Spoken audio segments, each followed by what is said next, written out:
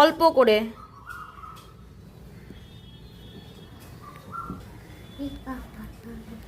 পর পর পর পর একটার পর একটা, মাঝখানে ফাঁকা থাকবে না। ওটা হবে না, ছোটটাকে এগিয়ে দাও। আর নয়তো একটা ছোট টুকরো নাও এখান থেকে, নাও। এটা লাগাও, এটা লাগাও, এটা লাগাও এই মাঝখানটায়। ব্যাস, অল্প করে। এই গ্লুটাকে ছড়াও, এত উঁচু উঁচু না। হ্যাঁ,